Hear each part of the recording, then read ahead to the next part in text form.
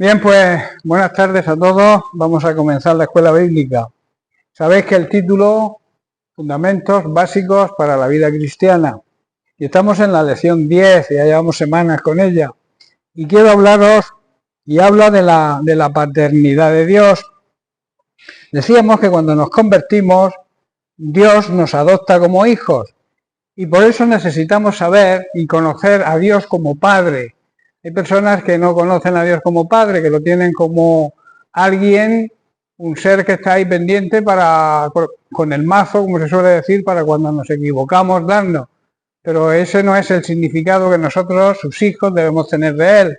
Debemos buscarle como nuestro Padre y para poder tener una visión bien buena y equilibrada de Él. Decíamos también que Dios es parte de la Trinidad. Dios el Padre es parte de la Trinidad, junto con el Hijo y con el Espíritu Santo. Estuvimos estudiando las maneras para comprender y conocer esa paternidad a través de la revelación. Decíamos que Dios se revela, en el Antiguo Testamento se revelaba a través de los profetas, hoy se revela a través de Jesucristo, a través de su palabra. También estudiamos que se revela a través de la creación. Por eso necesitamos conocer, en cuanto a la paternidad de Dios, ciertas cosas que hace Dios en nuestro beneficio, o sea, lo que llamamos sus bendiciones. Dios es un Padre perfecto. Nosotros, los seres humanos, a veces fallamos, ¿verdad? Como padres, como esposos, como seres humanos, como cristianos también fallamos, pero Dios es un Padre perfecto y a Él debemos imitar. Y parte de esos beneficios estuvimos estudiando, los voy a repasar muy rápidamente, los 4 beneficios que estudiamos la semana pasada. El primer beneficio es que Dios nos aconseja. Dios es nuestro consejero, nuestro maravilloso consejero. Él dijo una vez, Pedro le dijo, ¿a dónde iremos si solamente tú tienes palabras de vida eterna? En otras palabras, Pedro le dijo a Jesús que sus consejos nos dan la verdadera vida. Por eso Jesucristo es nuestro mayor consejero y también nuestro abogado defensor. El segundo era que Dios nos consuela. Nuestro consuelo debe estar siempre en el Señor. En tiempos de angustia y desesperación, Él siempre nos va a traer consuelo, aliento y paz. Esa paz interior que tanto necesitamos. Porque la paz que nos ofrece el mundo no es la paz verdadera, es una paz que se pasa. Pero la paz de Dios, la paz eterna, la paz interior, es el sentirse que Dios nos ha perdonado y eso es eterno. Luego está la tercera cosa que hace, es que nos protege. Cuando nos convertimos de verdad, Dios el Padre nos pone en las manos de Cristo, bajo su cuidado y su protección. En sus manos es el mejor lugar donde podemos estar, puesto que es un Dios todopoderoso y nadie nos podrá, como Él promete, nadie nos podrá arrebatar de su mano. La cuarta es que Dios es nuestra fortaleza. Dios es la fuente de donde emana la fortaleza que nos cubre y también la fuerza para nuestras luchas cotidianas. Estuvimos hablando y empezamos a hablar sobre el quinto beneficio que recibimos los hijos de Dios, que es que Él nos da descanso. Dios nos hace una invitación al descanso. Dios quiere que vivamos una vida plena a través de Cristo.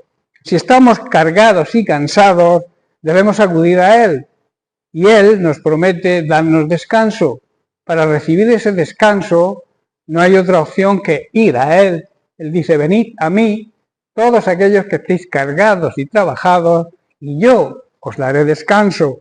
Por eso y para eso debemos unirnos a Él y dejar que nos enseñe, dejarnos enseñar por su palabra, por los maestros que Dios ha puesto en la congregación para la edificación del cuerpo de Cristo. Y esto nos enseñará a ser humildes y mansos de corazón. Jesús lo dice, imitadme, sed como yo, que soy manso y humilde de verdad. Estas son características, como todos sabéis, del fruto del Espíritu Santo. Bien, hoy vamos a seguir hablando del descanso y el título es El descanso, una necesidad. Es algo imperativo, es algo necesario, no es una opción el descanso, es una necesidad, es algo que debemos valorar. Aquí hay una verdad central, y es que una persona que descansa lo necesario rendirá mucho mejor en cualquier actividad, bien sea secular, en nuestros trabajos seculares, o bien en el tema espiritual. Un cuerpo cansado y una mente saturada no van a rendir bien nunca. Y ahí repito la necesidad del descanso. En Marcos capítulo 6, versículos 30 al 32, leemos, dice, entonces los apóstoles se juntaron con Jesús y le contaron todo lo que habían hecho y lo que habían enseñado. Él les dijo, venid vosotros aparte a un lugar desierto y descansad un poco. ¿Os dais cuenta? El Señor se preocupa de sus discípulos y les invita a descansar. Dice, porque eran muchos los que iban y venían, de manera que ni aún tenían tiempo para comer. Y esto ocurre hoy en día. Hay personas que no tienen tiempo ni para comer, lo basan todo en trabajar y trabajar y trabajar. Andan estresados, cansados, simbología de muchos creyentes hoy en día. Hay muchos creyentes que andan tan afanados en el trabajo que no viven la vida verdadera y plena que Dios quiere. Dios quiere que hagamos, que trabajemos. Es una obligación también trabajar. Dios lo dice así, cuando le dijo a Adán y Eva que comería el pan con el sudor de su frente. O sea, quiere decir que es una obligación el trabajo, pero también es una obligación el descanso. Porque, repito, un cuerpo cansado, una mente saturada, no rinden lo suficientemente bien. Por eso, como cristianos, debemos aprender esta lección y cuidar y proteger tanto nuestra mente como nuestro cuerpo físico. Y dice el verso 32, y se fueron solos en una barca a un lugar desierto. En otras palabras, se fueron un poco de vacaciones para descansar en ese lugar desierto donde no había tanto bullicio de gente ni tanto trabajo, que dice que tenían tanto trabajo que ni aún tenían tiempo de comer. Pero el Señor les dice, apartaos, tomarse un rato, no sé el tiempo que estarían, pero les invitó a que descansaran. Después de una jornada de mucho trabajo, estaban obedeciendo la orden de Dios, que era que enseñaran el Evangelio a la gente. Eso es lo que les mandó Jesús. Jesús luego les invita a retirarse a un lugar desierto, a un lugar tranquilo para descansar. Jesús sabía que el cuerpo humano tiene unas limitaciones y que es necesario que descanse para que pueda rendir. Si has tenido un buen día de trabajo, o sea que has trabajado bastante, debes plantearte lo siguiente. He tenido un buen día de trabajo, mañana será otro día, habrá nuevas oportunidades, ahora debo descansar y renovar las fuerzas para que mañana pueda tener un buen rendimiento. Eso es lo que debemos hacer cada noche cuando lleguemos del trabajo, descansar, no agobiarnos, no buscarnos otro trabajo. Hay personas que tienen 3 turnos al día, claro, no tienen tiempo para nada, no tienen tiempo ni siquiera para comer bien. Y claro, todo eso le perjudica al cuerpo. Con respecto al servicio al Señor, debemos hacer lo mismo.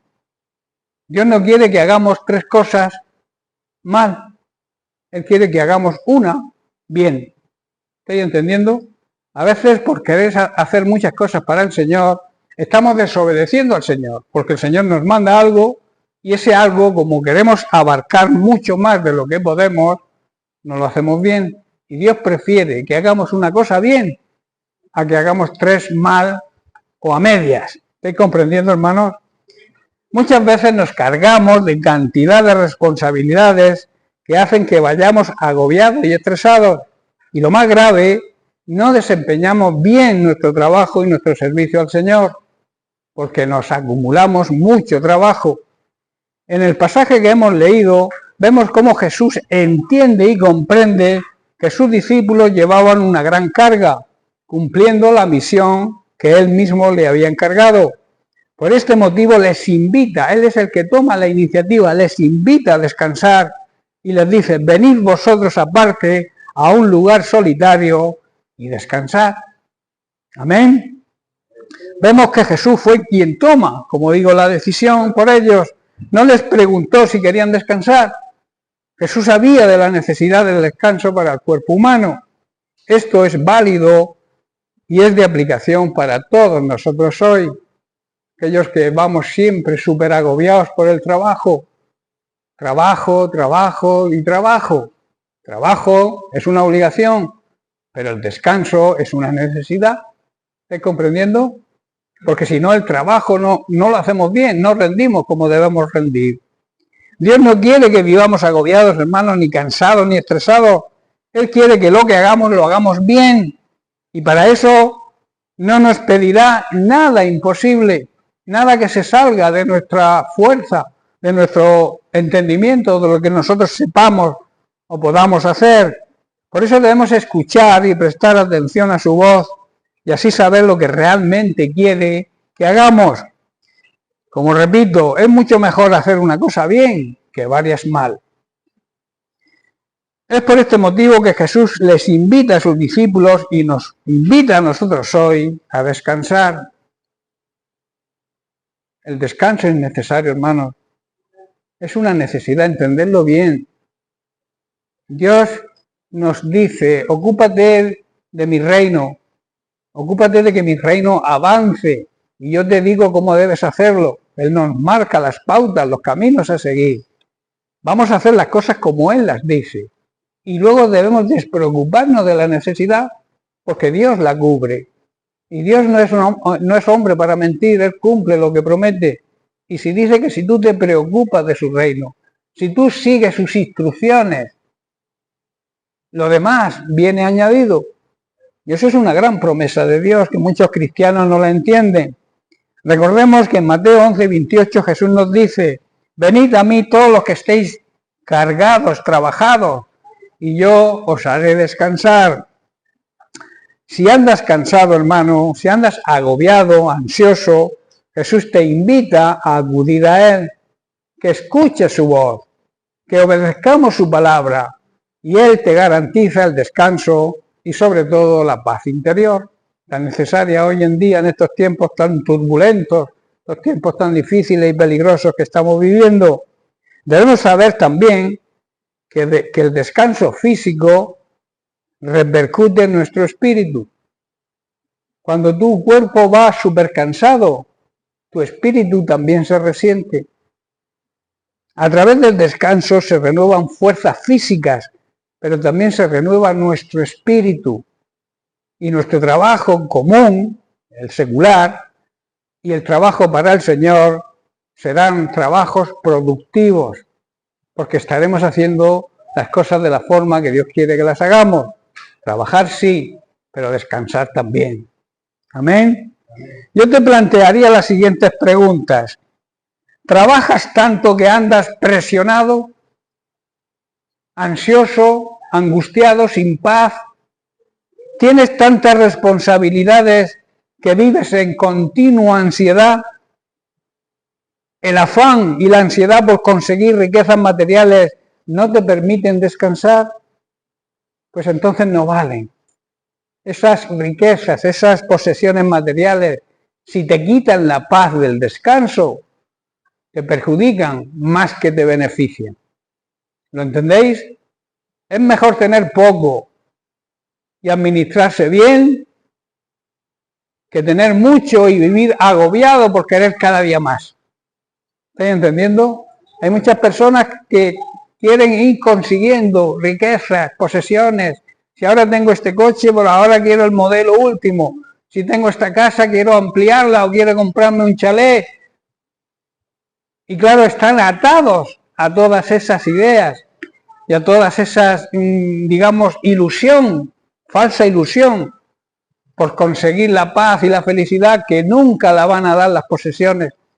La paz y la felicidad y el gozo lo transmite Dios y es el principal gozo que un ser humano debe tener, es que ha sido salvado por Cristo.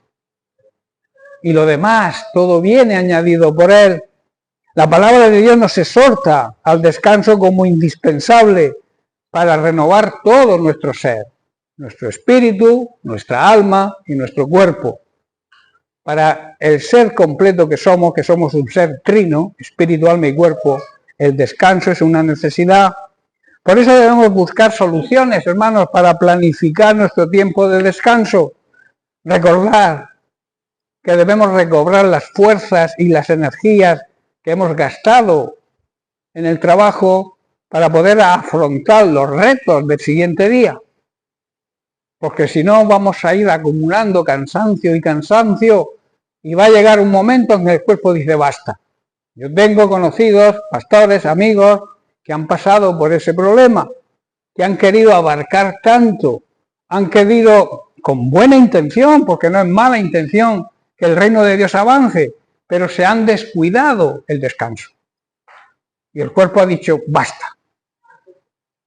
Por eso, para prevenir eso, Dios nos habla muy claramente que debemos descansar.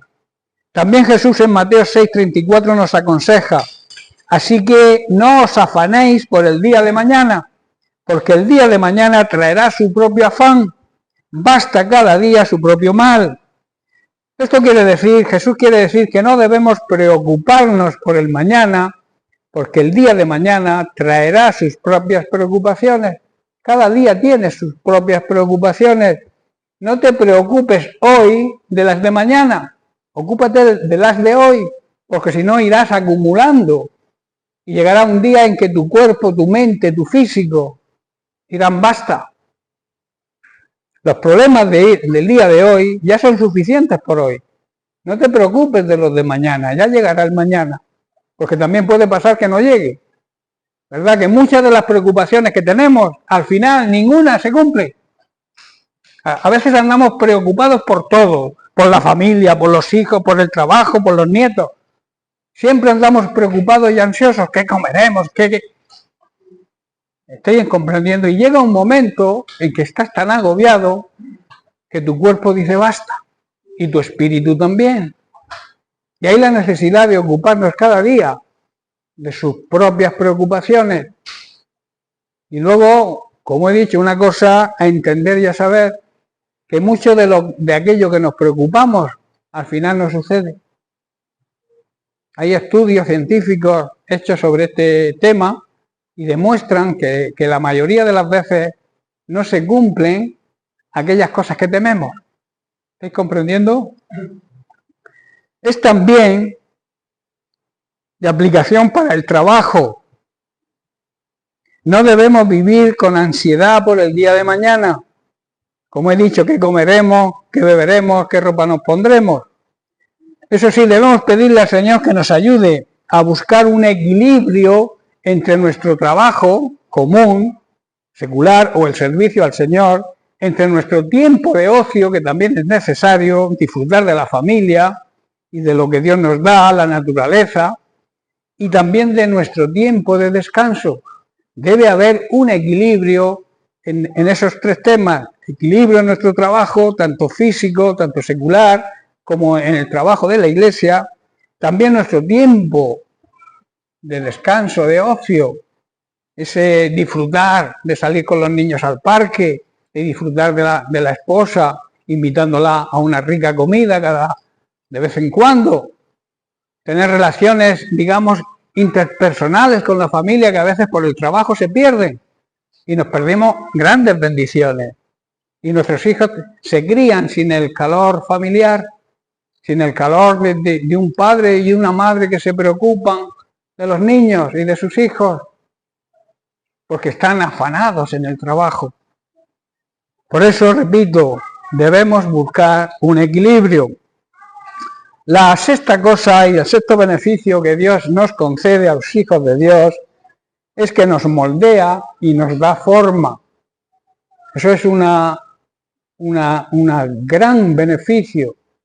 Permitir que el Señor nos moldee, que a veces el orgullo, la soberbia, el orgullo espiritual no permite o no le permitimos a Dios que nos moldee y que nos dé la forma ideal para conducirnos por la vida como de una forma correcta, ¿no?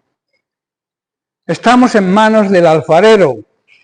Un alfarero es un artesano que con el barro, digamos, humedecido o con arcilla, elabora todo tipo de vasijas de cerámica. El oficio se conoce desde los más remotos tiempos, es un oficio muy antiguo. Algunas antiguas pinturas egipcias representan al alfarero amasando, torneando y dando forma al barro. Entre los israelitas, la alfarería era muy popular. Algunas vasijas se usaban para actos rituales, para consagrarlos al servicio del templo. El arte del alfarero dio al lenguaje bíblico muchas de sus imágenes, símiles y metáforas. Por ejemplo, la fragilidad del barro para recordar las debilidades humanas. El barro es súper frágil, ¿verdad? Pues esto nos recuerda que nosotros también tenemos debilidades humanas. El dominio del alfarero sobre el barro también es similitud, es simbología de la soberanía de Dios sobre el ser humano, la máxima autoridad que Dios tiene sobre el ser humano. El alfarero tiene la máxima autoridad para moldear esa figura de barro a su antojo. Eso es soberanía, y Dios tiene soberanía sobre nosotros. El profeta Isaías expresa que somos barro en manos del alfarero, en manos de la soberanía de Dios.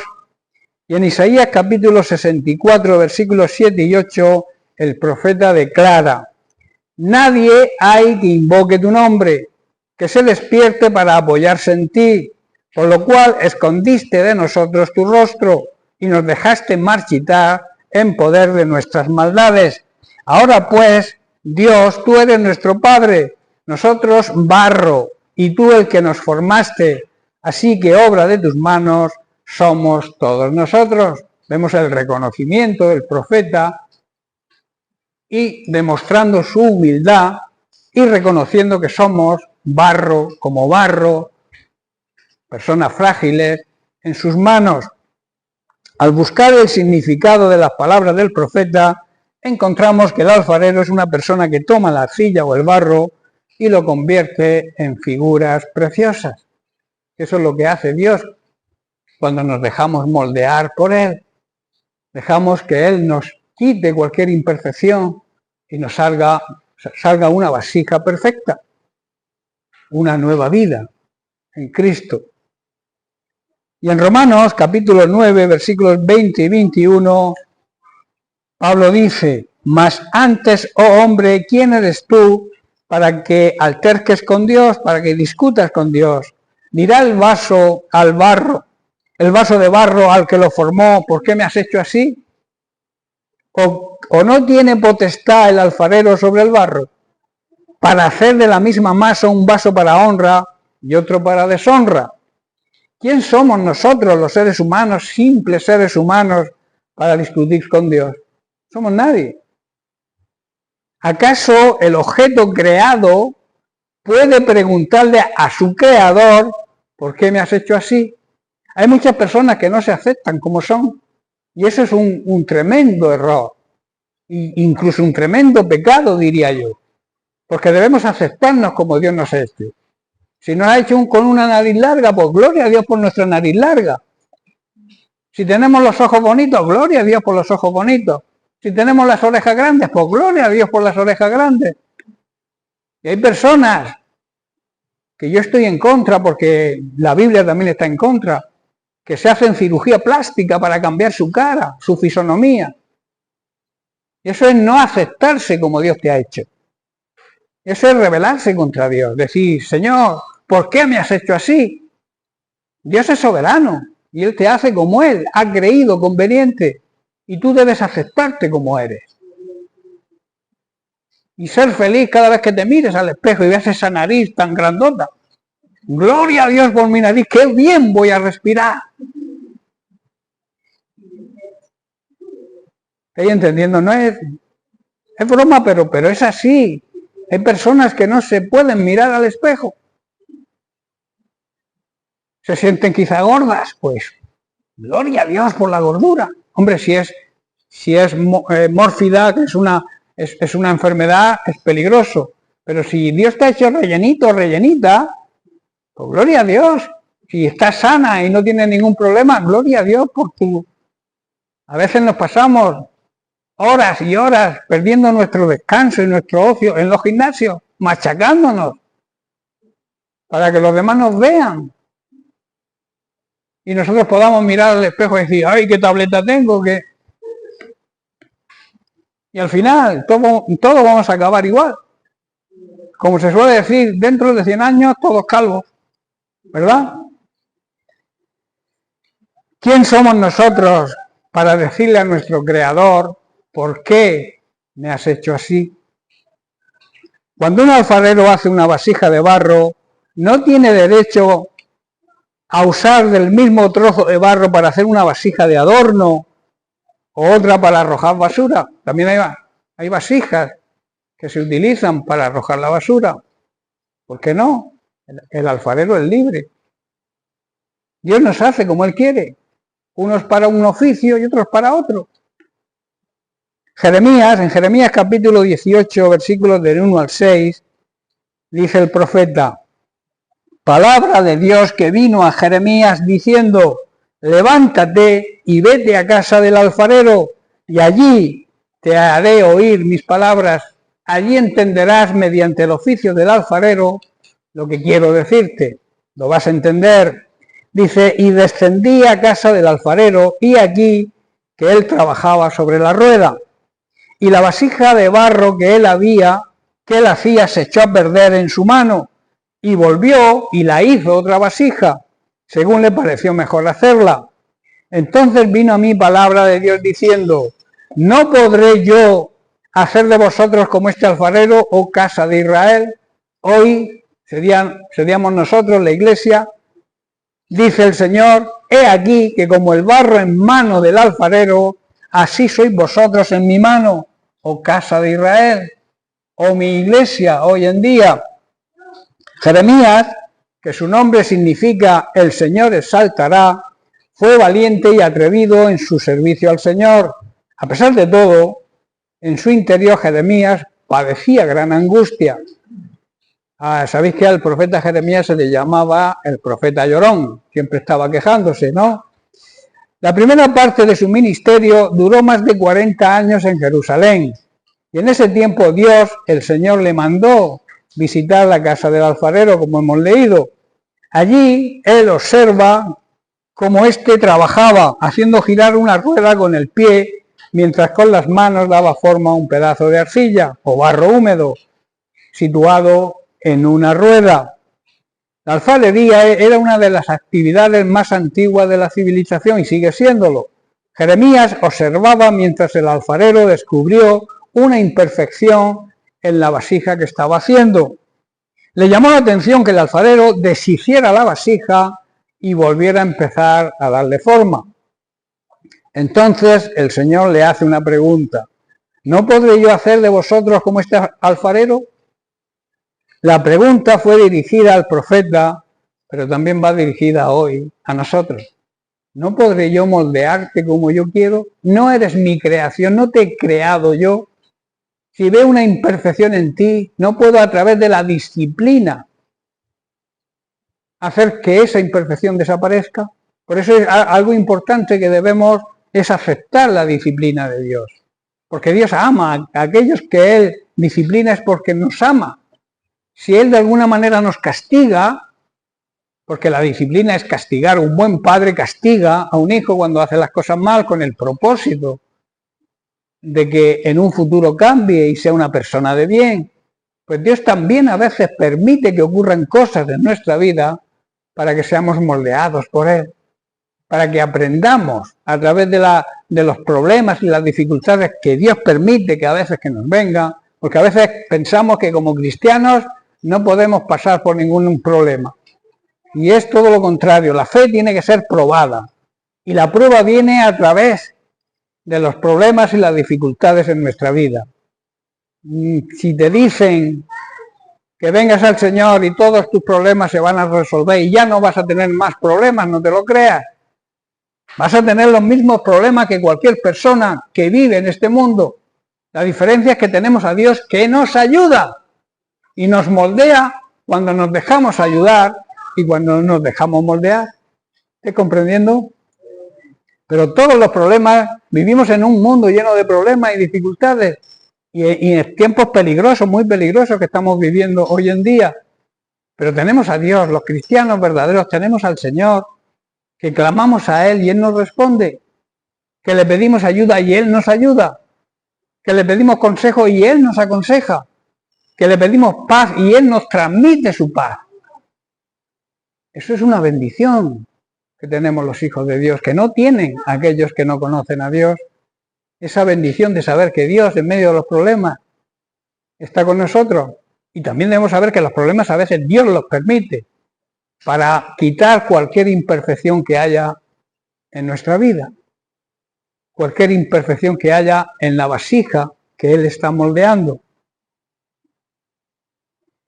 Este profeta, presenció algunos de los días más abundantes de maldad e iniquidad del pueblo de Israel, pero a pesar de ello reconoció las manos habilidosas del maestro alfarero, que moldeó su carácter y lo convirtió en una hermosa obra de arte, en una persona nueva.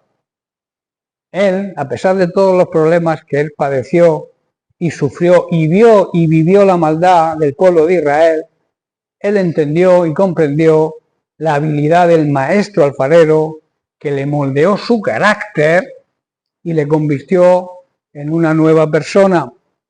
Los hechos de su vida nos recuerdan a nosotros hoy la realidad y la necesidad de depositar toda nuestra vida, toda nuestra fe y confianza, sin importar lo difícil que esto pueda ser, en las manos del Señor. O sea, dejar nuestra vida, nuestro ser, en las manos del perfecto alfarero.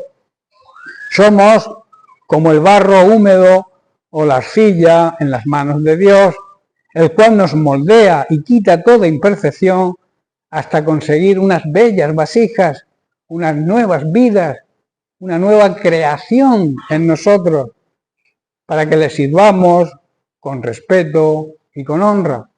Amén. La tercera cosa que vamos a tratar es que Dios es paciente. Dios tiene paciencia con nosotros. Paciencia en el Antiguo Testamento, en hebreo, significa la capacidad de soportar el sufrimiento y el mal. La vida de Job muestra a un hombre de gran paciencia, ¿verdad? Y sobre todo de una gran fe, porque se le conoce a Job como la paciencia de Job, se suele decir, pero lo que realmente tenía y derivaba de la paciencia venía de la fe que él tenía en Dios. Realmente Job fue perfecto en un hombre de gran fe. Salomón, en el libro de Proverbios, capítulo 25, verso 15, nos dice lo siguiente: con larga paciencia se aplaca el príncipe, y la lengua blanda quebranta los huesos. La paciencia vence toda resistencia, hermanos.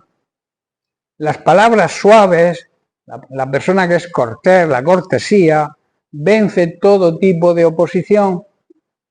La blanda respuesta, dice también en otro versículo, aplaca la ira. Si a ti te ofenden y tú respondes con otra ofensa, lo que haces es provocar un incendio. Ahora, si cuando te ofenden tú respondes de una manera blanda, suave, con educación, demostrando tu paciencia, el saber soportar cuando te insultan, entonces vas a apagar, vas a actuar como bombero de ese fuego. ¿Estás comprendiendo? Y lo más probable es que esta persona que te ha ofendido se arrepienta y te pida perdón. Pero si tú contestas de la misma manera, enciendes una guerra, enciendes un fuego que no se puede controlar. Proverbios 15, 18. El hombre iracundo promueve contiendas, mas el que tarda en airarse apacigua la rencilla. Aquella persona que se enoja fácilmente va a entrar en contiendas, en pleitos. Quien mantiene la calma, quien tiene paciencia, se mantiene en paz. ¿Estás comprendiendo? Hay otro versículo que dice que hay que vencer el mal haciendo el bien. O sea, tiene que ser opuesto. Los polos opuestos se atraen, ¿no? Dice la química, y los mismos polos se repelen. Por eso tenemos que actuar como actuaría Jesús. Yo siempre me pregunto cuando hay que tomar una decisión, cuando te ofenden, cuando tienes que responder, cuando el cuerpo te empuja a responder de la misma manera, esa ansia de venganza. Preguntarnos, ¿qué haría Jesús en esta circunstancia? ¿Cómo actuaría Jesús? Y entonces te entrará la paz y la calma que Él te va a transmitir. Amén. Más profundamente también designa la naturaleza del gobierno divino. En el Salmo 86, versículo 15 dice: Mas tú, Señor, Dios misericordioso y clemente, eres lento para la ira, pero grande en misericordia y verdad. Hermanos, Dios es bondadoso y compasivo. No se enoja fácilmente. Es nuestro modelo a seguir. Tiene una gran paciencia con nosotros, ¿verdad? A veces nosotros no tenemos paciencia con nadie, pero no nos damos cuenta la paciencia que Dios tiene con nosotros y cómo su amor es siempre el mismo, no cambia. David declara en el Salmo 103, verso 8, misericordioso y clemente es Dios, lento para la ira, pero grande en misericordia. Nuestro Dios y Padre Celestial es muy tierno y bondadoso y no se enoja fácilmente. Es un gran beneficio que tenemos, que Él no se enoja con nosotros por mucho que le hagamos. Tiene una gran paciencia y su amor es enorme, es eterno. Dios es paciente, hermanos, incluso con aquellos que merecen castigo. En 2 de Pedro capítulo 3, versos 9 y 10, el apóstol declara: el Señor no retarda su promesa, según algunos la tienen por tardanza, sino que es paciente, tiene paciencia para con nosotros, porque no quiere que ninguno perezca, no quiere que nadie se condene, sino que todos procedan al arrepentimiento. Eso es demostración de paciencia, ¿verdad? Pero dice y añade y nos advierte: pero el día del Señor vendrá como ladrón en la noche. El ladrón nunca avisa cuando va, ¿verdad?, a casa. Él igual te hace una persecución, te observa, a ver cómo actúa, a ver cuándo sales de casa, y él planifica su plan, pero nunca te avisa de lo que va a hacer y cuándo va a atacar tu casa. Dice: pero el día del Señor vendrá como ladrón en la noche, en el cual los cielos pasarán con gran estruendo, y los elementos ardiendo serán deshechos, y la tierra y las obras que en ella hay serán quemadas. Este es el futuro de la tierra, hermanos. Este es el futuro de todos aquellos que vivan en la tierra y que no hayan sido arrebatados por el Señor en su segunda venida, como su iglesia ejemplar y verdadera. Ese va a ser el futuro. Muchos no lo creerán, muchos obviarán o negarán la existencia de Dios, pero el negar la existencia de Dios no demuestra que Dios no exista. Nosotros los cristianos sabemos que Dios existe porque lo vemos actuando en nuestra vida, lo vemos cómo Él nos defiende, nos protege, nos guarda, vemos milagros aunque a veces no los reconozcamos y no seamos agradecidos, pero Dios sigue prestándonos su gracia y su favor y nosotros lo sabemos y sabemos que Dios es real. Los discípulos lo vieron de una manera física y ellos transmiten a través de la palabra, a través de la Biblia, a través de los escritos, que ellos convivieron con Jesús de verdad. Ellos le vieron personalmente. Nosotros creemos lo que ellos dicen, porque también morían en el circo romano los cristianos, ¿verdad? Morían abrazados y alabando a Dios. ¿Y vosotros creéis que alguien puede dar la vida por una mentira? Rotundamente no. Dios no es una mentira, Dios es real, es auténtico y Dios quiere vivir en nosotros y con nosotros y nosotros lo creemos y al creerlo, cualquier problema o cualquier circunstancia sabemos afrontarla con la fe y la confianza que tenemos en Él. En realidad, está diciendo el apóstol Pedro, no es que el Señor sea lento para cumplir su promesa, Él prometió que volvería y lo va a hacer. Algunos piensan que se retarda, algunos quieren, muchos cristianos dicen que el Señor venga pronto.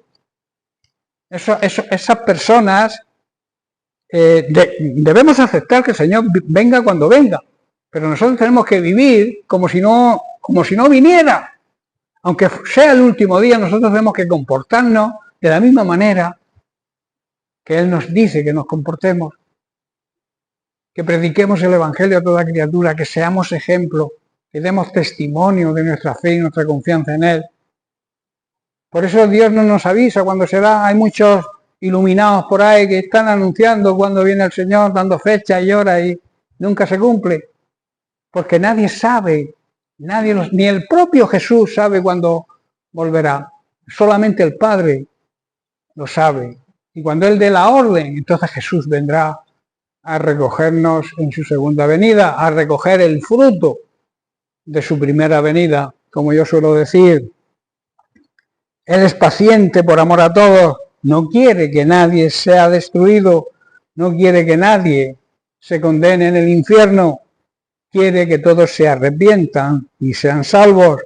Pero claro, nos hace, y ya estoy terminando, nos hace una tremenda y profunda advertencia. El día del Señor llegará tan inesperadamente como lo hace un ladrón sin avisar. Aunque realmente con estas palabras ya nos está avisando, ¿verdad? O sea, dice que vendrá sin aviso, pero ya nos está avisando que estemos preparados, porque en cualquier momento puede ser ese acontecimiento, puede suceder. Dice, entonces los cielos desaparecerán con un terrible estruendo y los mismos elementos se consumirán en el fuego. Ya no habrá otro diluvio, Dios lo prometió, Dios puso su señal, el arco iris, para decir que ya no destruirá la tierra con ninguna gran inundación. Hay inundaciones hoy en día, pero no hay diluvio, no hay algo que cubra toda la tierra. Y Él lo prometió y puso su señal. Dice, cuando veáis las nubes, veréis mi arco, la señal de que yo no voy a destruir este mundo con agua de nuevo.